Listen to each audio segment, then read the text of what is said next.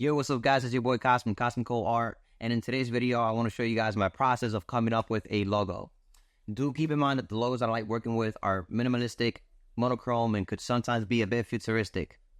But that being said, let's jump right into the video.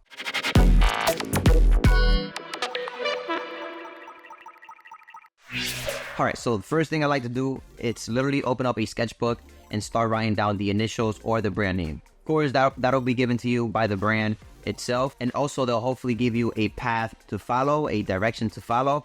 And so once I have all that information from that brand, right, I start playing around with, again, the full name, brand name, or just the initials. So the way that I like to somehow play with the initials is to literally just connect them by overlapping them, playing with the expanding, playing with the outline, playing with negative space, and also using some symbolism that could help you identify the brand a bit more and give some sort of image. Another way that I like to go about this is to literally just open up Illustrator, and within Illustrator just literally type in the initials or the brand and go through fonts that actually have the characteristics of what the brand is going for, the mood, the vibe, the aesthetic. Of course, do make sure that you have the actual commercial license for the fonts that you'll be using, just because it'll make it a bit easier and safer for you. So playing with these fonts don't mean that you're actually going to leave the logo or the typography or the initials to actually, stay like that. It's just pretty much a base, a platform to help you build on top of it. So almost like a mock-up, a template. So once I have that typography within Illustrator or the initials with the font that I like, the font that I feel that suits the brand more, all I literally do is expand. I separate each individual single letter and I start placing them in different forms. So whether I play with the scale, rotation, I overlap them, and sometimes I even go ahead and use outlines that could probably help you overlap them in a better way. Now, the third way that I like to go about this is literally a mix of sketching, drawing on an actual either piece of paper or digitally, and using Illustrator typography, fonts, and things like that, right? So literally what I like to do, for example, what I'm showing you on screen right now, it's literally something that I typed in Illustrator. I used the warp distortion tool, so I was able to make an arch with it.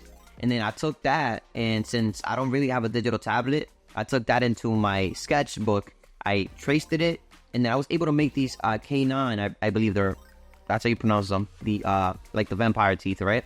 So I was able to make that and get that look. And again, it was all done by literally just building off of something that was already done within Illustrator, right? Now, so if you were able to come up with the logo within Illustrator, then I'm pretty sure most of the time it'll already be vectorized. So you'll already have the actual logo, the actual icon, that you're going to be able to change color and, add an outline to it, make it up, like scale it up and down without losing resolution. But if by any chance you happen to have a sketchbook, a sketch design, and now you want to vectorize it, literally all you got to do, or at least on my case, what I like to do is I'll take a picture of it, make sure it's straight and, aligned with the sketch. And on this case, I actually use a grid sketchbook. So it allows me to actually have a better proportion. And so what I do is I'll take a picture of that, I'll send it over to my email, put it into Illustrator, and then I literally just start tracing it with the pen tool. Another way that you can also build logos or trace logos within Illustrator is to literally use shapes. So like squares, cubes, square, cubes are the same. Squares, rectangles, and cylinder, and literally use the shape builder tool. So if you use the shape builder tool and you overlap two shapes, you're able to like pretty much delete sections that stick out within that shape. And it is really a powerful tool. Maybe later on I can give you guys a more in-depth tutorial on how I use the pen tool and the Pathfinder tool. Alright, so really quick, I wanted to let you guys know that if you do want the step-by-step tutorial on how to use the Pathfinder tool and the pen tool on Illustrator, the full video will be on Patreon. So, link in bio. But again, I'm just showing you that these are ways that I'm able to pretty much come up with logos. And this is a list of logos that I've literally made using the same methods that I'm giving you guys. And as you can see, these are very well presentable logos, and some of these logos are actually very, very functional and up to date. right now in real time. They really work for these brands. They have a good image, and they are functional. So really quick, the reason why I prefer monochrome and minimalistic is just because that's what's trendy at the moment.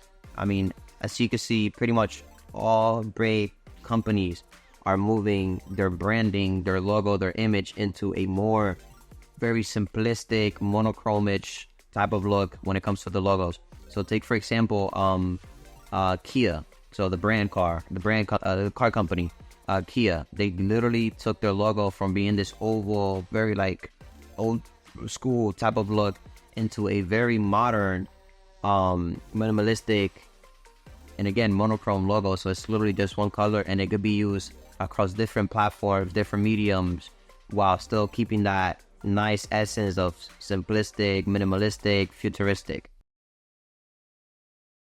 So again, if you're asking me why that whole minimalistic and monochrome look, is just simply because that's just the smartest way to go about making logos nowadays. Not that other logos wouldn't work, but that's just what I prefer and what catches my attention. But again, just because this is the way that I do it, doesn't mean that that's the way you got to do it. So I do encourage you guys to go ahead and try your own style, and maybe try using some other tools with an Illustrator, or whether it's actual physical instruments, and see what you can come up with. And I'll be very happy to actually know if you guys will come up with any other ways that could actually, you know, help me improve my work. So feel free to comment, like, make sure to drop a like for your boy.